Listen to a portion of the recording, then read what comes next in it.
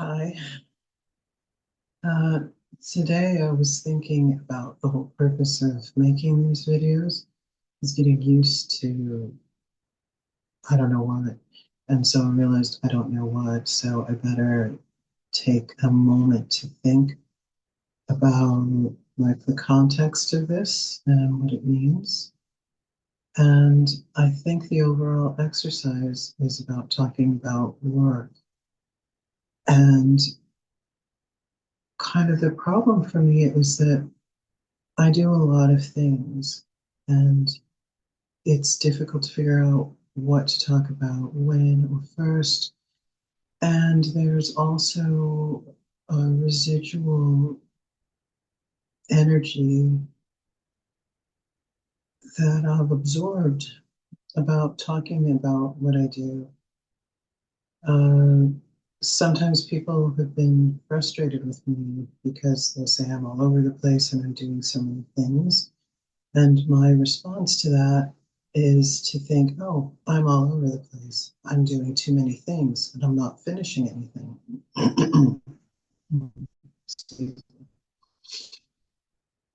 And then what happens is that I take on board those thoughts, those rather unhelpful thoughts, assuming that they're correct. Maybe from other people's points of view, from people whose realities are centered around having a mono-focused and a monotask life,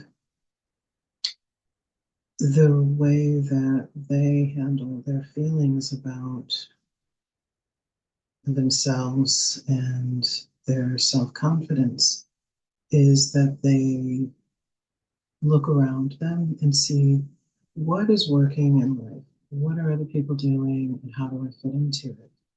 And then they make this assumption that because they have one thing that they're focused on, they have one thing that they do during the day, and when the day's over, they stop that and they go about having an evening and doing all of the things that you're then supposed to do. So if they see someone like me who does have several major projects that I've been focusing on, some for decades, some for just a few years, they think that the reason that my life doesn't look like theirs is because I'm doing too much and I'm thinking about too much. And actually, I guess I'm going to say I don't think that that's okay. I think that simplifying their justifications of why they're so successful and why what they're doing works so well doesn't have to be at the expense of a comparison of themselves to others. My faulty thinking about what I've been doing and what I have not been accomplishing, it's faulty thinking. Because when I sat down for a week and I wrote out, what have I done today? Often I got tired of writing by the time I got to 5 o'clock in the evening because I had done so much. And then after I did that experiment, I realized, okay, maybe I'm looking at this the wrong way. Maybe I need to think about it in terms of what have I completed today? I did that. I did my completions list. I was completing a lot every day.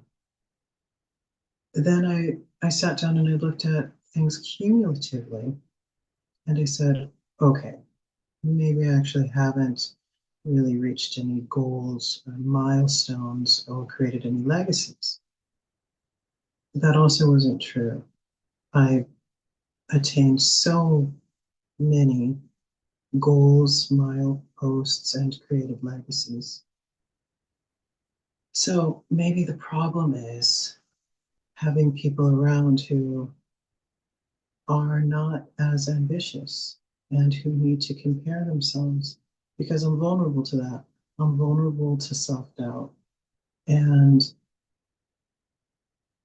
If someone thinks that they have the answer to life because it's going so well for them, they have an answer to life. And we also have to think about so many other things. Um, in my sometimes problematic relationships with white allies or people who consider themselves allies, excuse me, it's necessary to think about the different contexts in which we were raised. And it's also necessary to dismiss this idea, um, an idea that has some validity, but it's been misappropriated and it's being misused when it comes to judgments such as Chandra is poor because she does too many things or she moves too much. Um, this idea that I'm talking about is the idea that everybody's bad is baddest. And yes, that's true. Just keep it there. Don't take it anywhere else as meaning every time you have a conversation with somebody who has a more difficult life than you don't need to bring up that you're also sad and that you're also having a hard time. That's not helpful. And at the end of the day, sometimes we don't need to be considered in every room. And the long term effects of it are that it creates distance between us. Some people were born with more privilege than others. Some people's life paths have taken us in directions that from the outside might seem unnecessary. But if I had the opportunity to sit and look at my life like a board game and to strategically move pieces without any interruptions, without the wind blowing or excess sunshine, meaning, oh, it's time to take cover, I probably would have always made the most sound and reasonable decisions in the world's eye. But I haven't had that opportunity.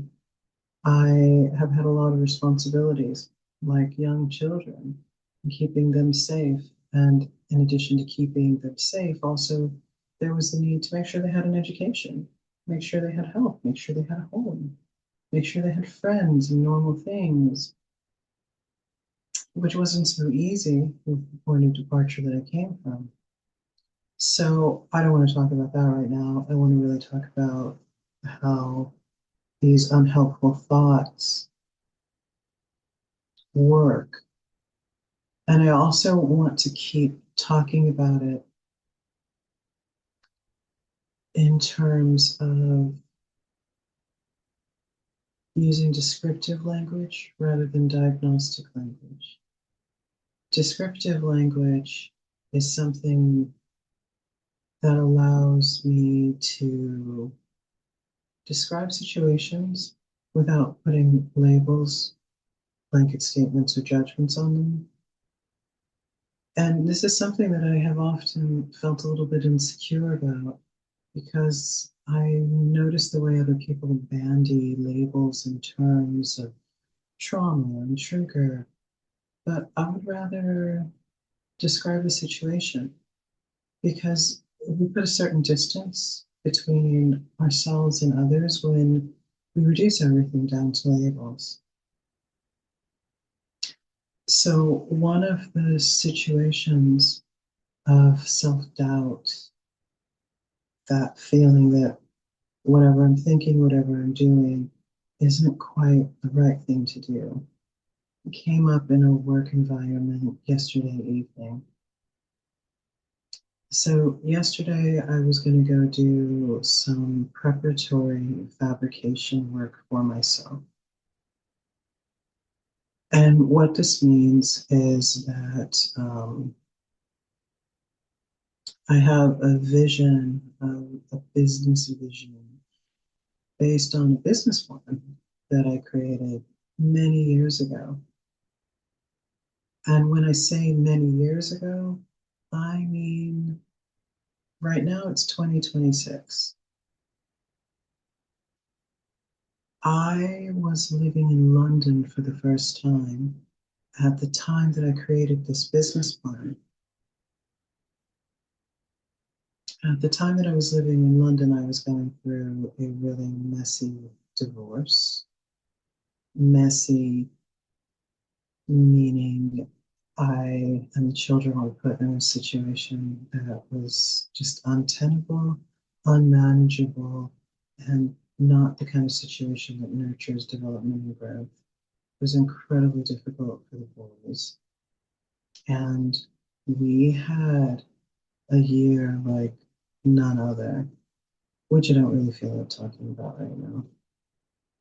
So during this process, although mentally, physically, psychologically, I was at probably the lowest point that I can, yeah, I think I was at the lowest point in my life. This would have been 10 or 11 years ago. And so as well as dealing with my psychological needs sometimes twice a day and participating in loads of self-help groups, group therapy situations, individual therapy situations, and spiritual and religious support structures, I still was completely devastated by the abuses and the drama of social services, legal systems, what it means to be a migrant and going through a divorce, what it means to be Black and going through divorce, and what it means to be coming out of an interracial marriage that was abusive and starting over in an environment that I guess I think, well, now that I think about it, I had gone to London with a lot of hopes it was going to be better for me than the other European country that I was living in at the time. And to have those hopes dashed by a relationship that was structured so that it could only function through dominance and control and through financial abuse in this instance and psychological torture. And so I changed the dynamics of that by standing up for what it was that I wanted and needed, which was to live somewhere that wasn't quite as harsh or as racist. I forgot about that. You know, it's really interesting to remember that because London's in my life again. And now that London's in my life, I'm having a lot of trouble holding on to the optimism I feel about London. And so when I'm there and, laying the ground for the kind of work that I intend to do there, I'm often really hesitant. And that's probably that feeling from the past of being burnt. I wasn't burnt by London, I was burnt by a relationship and a legal structure that was absolutely not the British one because the British one was fighting for me. The British one was helping me. It was helping in a punitive way sometimes, but it was helping me. Um, yeah, it's interesting to say that that's a little bit of the emotional hangover, so to speak. So during this time in London, I I don't know how I heard about this program, but it was a program funded by the EU and the UK because we were one back then. And this was for SMEs, small and medium-sized enterprises. And there was a space opening in this program for SMEs based around creative practices. And since my main project, my big sprawling project, and sprawling in a graceful, elegant way, like a gazelle across an open field in the forest at night, um, My project was large enough, yet small enough to fit into the system. So I registered a company and I did the application. I was accepted into the program. And one of the things that this program had to offer was that they put you through a rigorous business school. Um, so you learn how to write a bit of business model canvas. And prior to that, I had been working with business plans. I had taught myself how to understand the language of creating and structuring a business. And I applied that to structuring my existing projects and ambitions because they are big. They always have been big. And in the 22 years that I've been working on the largest project, oh my God, I've accomplished so much, firmly accomplished. So here was this opportunity to have one-on-one coaching with your business advisor, funding advice, and deep scrutiny on your business plans. And under one revenue stream, I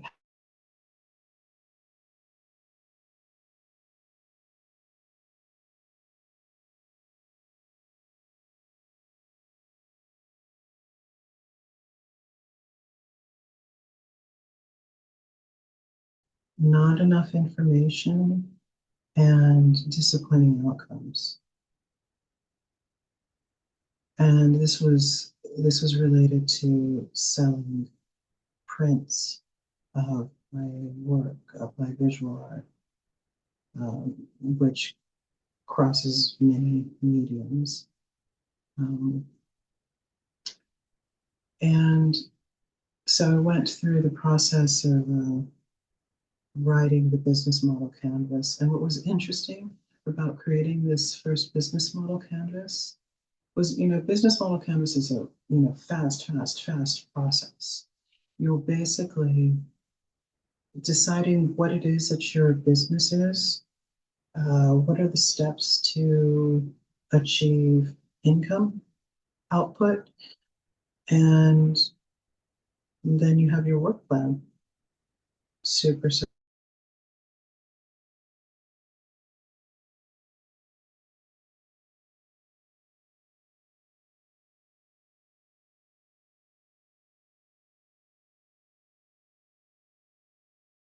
I I really was thinking about all the things I love about printmaking and about my crafts of working with cut paper and my long-standing history as a calligrapher and a book artist. And I made this fun. And then some terrible things happened. And I was no longer able to focus on building up this business plan into the viable income. And it was an income with an objective of making 1 million, be it 1 million GBP, pounds, or 1 million euro, or $1 million. It was just the goal is that this plan is going to achieve a million. And not that a million is enough to live on for the rest of your life. I probably could actually, when I look at what my lifestyle costs, and that includes helping my sons as much as I possibly can, and sometimes more than I possibly can. I could definitely do it. But the million was just a starting point. It was only one revenue stream.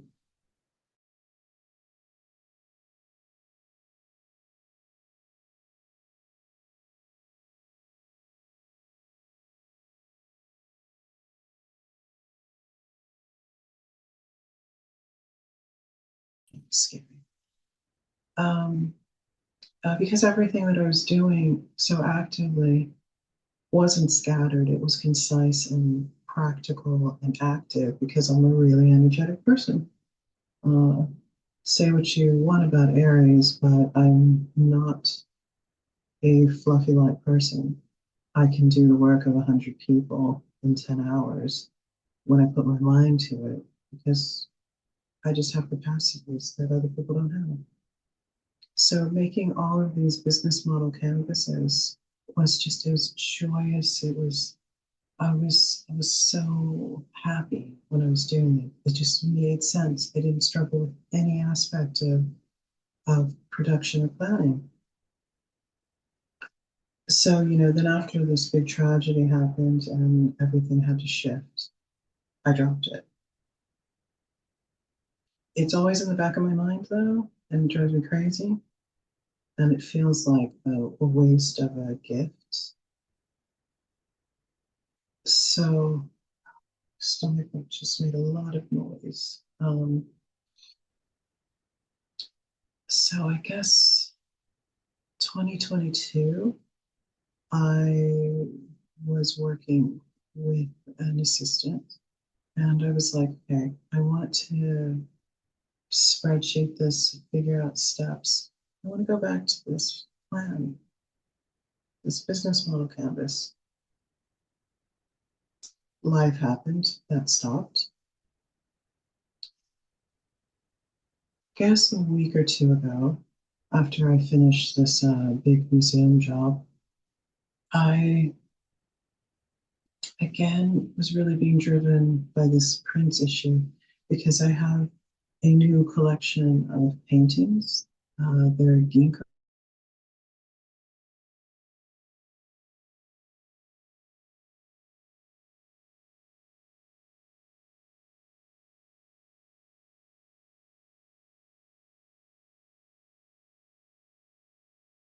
for the brain and nervous system. So I love the ginkgo plant and I love the shape of the leaves. And when early days of being in Germany were taking place, I started a ginkgo aesthetic that still stays with me. Like nothing that I do is like an instant flash in the pan. It's all cumulative and builds up layers upon layers upon layers. And these ginkgo layers, they keep coming up. And so this latest manifestation of these really beautiful ginkgo paintings, including monochromatic black and white. So I love black and white. I love high contrast, high visibility on these ginkgo snowflakes. And so I gave myself a little challenge to just make one of them a day, which is day.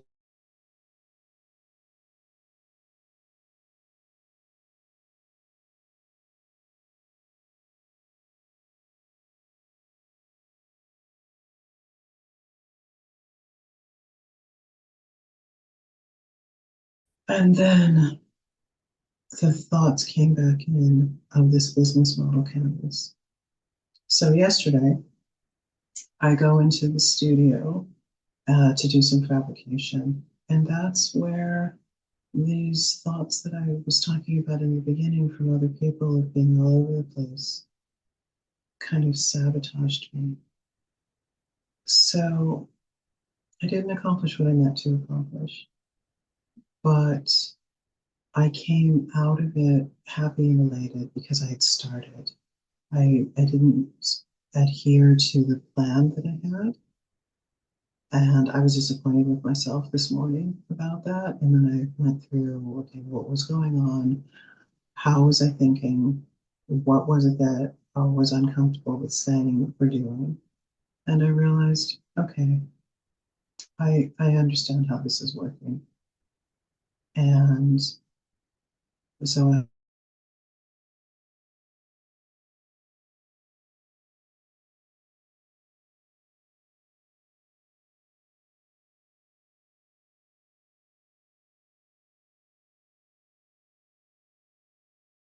want to produce them.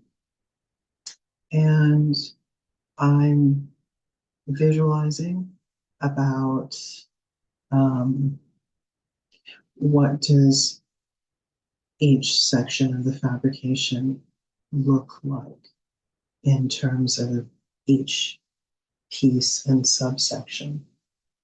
And I got myself really comfortable with that today when I was musing about this, and uh, have an opportunity to go back and do some fabrication in a couple of hours. But I'm really tired. I don't think I have to listen to my body today because I've been pushing and pushing and pushing. And even last night when I finished in the workshop, it was midnight, almost one. I went to the gym and I worked out because it was a workout day. So I have nothing but things to applaud myself for. And I don't want to punish myself by forcing myself to go in there right now. But I feel a lot better about everything with the business plan. And I think that that's enough for today. Thank you for listening. My name is Chandra. This is day 5 of this challenge that Glow has out there of recording long form videos every day. Thank you.